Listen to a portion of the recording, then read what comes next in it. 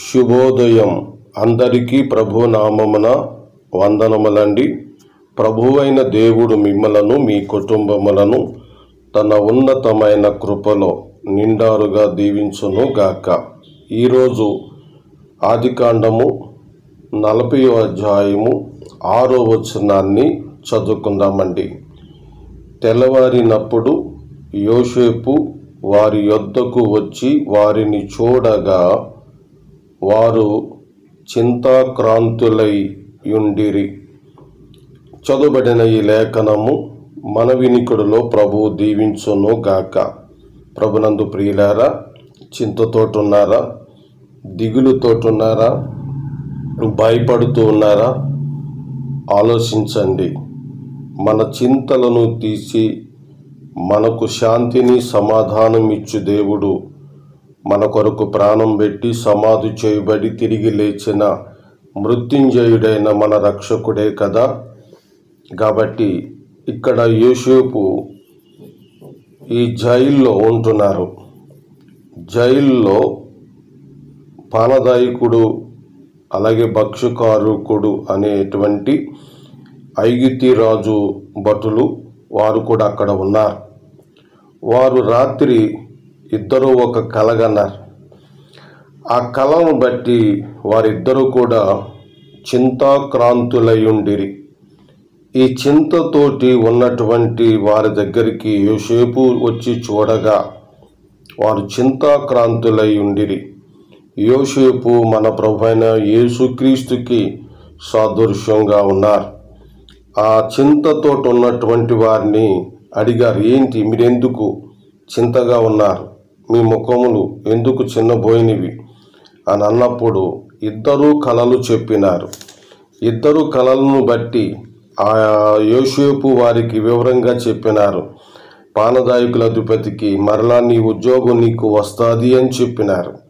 ప్రియులారా, అలాగే పక్షికారుల అధిపతికి నిన్ను మ్రాను మీద ఆయన వేలాడదీస్తాడు అని రాజును గురించి చెప్పటము జరిగింది.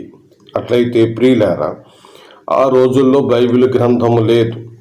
వారు కలల మీద ఆనుకున్నారు, దర్శనం మీద ఆనుకున్నారు. మరి ఈరోజు నీ చింతను తొలగించడానికి, నీ బాధను తొలగించటానికి, నీ కష్టమును తీర్చబడటానికి ఎవరి మీద ఆనుకోవాలి? మన ప్రభువైన యేసుక్రీస్తు మీద ఆనుకోవాలి. ఆనాడు వారికి వచ్చిన కలలు ఈరోజు మనకి కూడా వస్తాయి.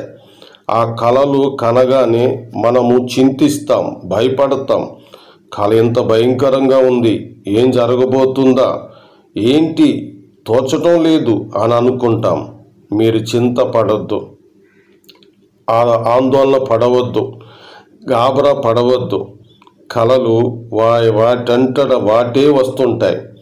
కొన్ని రకరకాలుగా వస్తుంటాయి. కలలు ఏమొచ్చినా సరే నేను ఇలాగైపోతానని చింతతోటి ఉండొద్దని మా సహోదరులందరికీ తెలియజేస్తూ ఉన్నాను. ఎందుకనంటే ఏం జరగాలన్నా ప్రభు చిత్తం లేకుండా ఏది జరగదు. కాబట్టి కలను గురించి ఆందోళన పడద్దు. సమస్తము జరిగించే యేసు ప్రభు మీద అనుకోండి. ఆయన మీద ఆనుకుంటే మీరు క్షేమంగా ఉంటారు. కాబట్టి పరిశుద్ధ గ్రంథమైన వాక్యం మీద ఆనుకోండి, ప్రభు మీద ఆనుకోండి.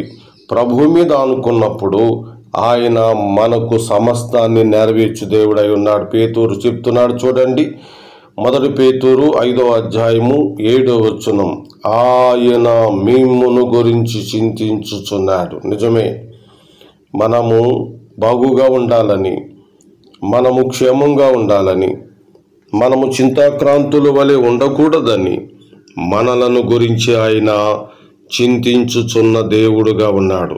గనుక మనం ఏం చేయాలి చెప్పండి అంటే మన చింత యావత్తు ఆయన మీదే వేయాలి. సహోదరుడా, నీ కుటుంబం గురించి చింతతో ఉన్నావా? సహోదరి, నీ ఇంటి సమస్యలను గురించి చింతతోటి ఉన్నావా?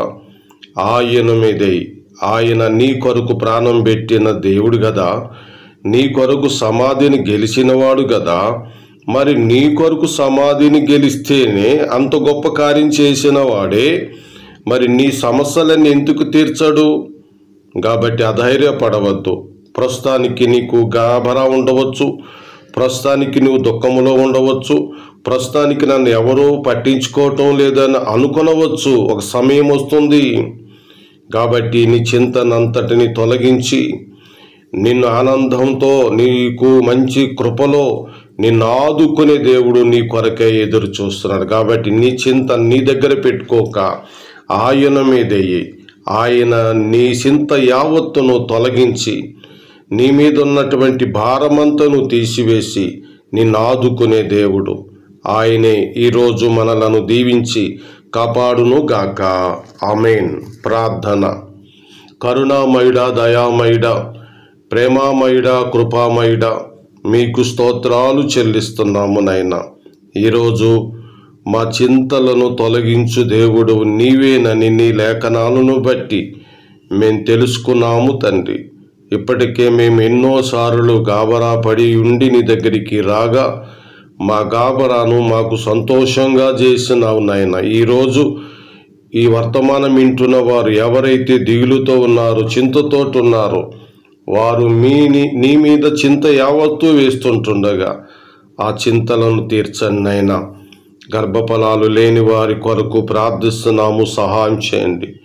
ఆర్థిక ఇబ్బందులు, నమ్మి డబ్బులిచ్చి మోసపోయిన వారు, నష్టపడిన వారు చింతతోటున్నారు నాయన, సహాయం చేయండి. బిడ్డల వివాహమైన తరువాత చింతతోటున్నారు, గాబరాతోటున్నారు, సంసారం ఎలా అని నాయన సహాయం చేయండి, మార్చండి నాయన. అలాగే ఉద్యోగంలోనికి వెళ్ళిన తర్వాత ఉద్యోగం ఇంత కష్టంగా ఉంది ఏంటని దిగులుతోటి ఉన్నారు నాయన, దర్శించండి నాయన. తగిన మేలు దయచేయండి, తగిన క్షేమము దయచేయండి. శరీర బలహీనతలు, ఈ బలహీనతలను బట్టి బహుగా కృంగుతున్నారు నీ బిడ్డలు మీరు జ్ఞాపకం చేసుకోండి. ఈ బలహీనతల నుంచి విడుదల కలిగించండి, ఆరోగ్యం దయచేయమని ప్రార్థిస్తున్నాం. సైతాను శోధనల నుండి విడుదల దయచేయండి నాయన. శత్రువులు ఒక మాటను పట్టుకుని ఆ మాట ఫ్రెడ్ చేసి ఇబ్బంది కలిగించే మోసగాళ్ళ నుండి మమ్మలను విడుదల దయచేయండి, నీ కృప దయచేయండి నాయన. కానీ ఈ దినాన్న నీ వాగ్దానము చొప్పున మమ్మల్ని నడిపించండి. మేము మీ బిడ్డలమై ఉన్నాం, మీ చొత్తై ఉన్నాం నాయన. మీ నామములోనే ఆదరించండి. మా ప్రభువును మా రక్షకుడైన యేసుక్రీస్తు ఘననామములో ఈ ప్రార్థన అడుగుచున్నాము తండ్రి. ఆమేన్. మన తండ్రి అయిన దేవుని దయ, ప్రభువైన యేసుక్రీస్తు కృప ఇప్పుడు మరెల్లప్పుడు సదాకాలము అందరికీ తోడై ఉండి నడిపించును గాక. ఆమేన్. అందరికీ వందనాలు. మీ సేవకుడు కృష్ణ కేప.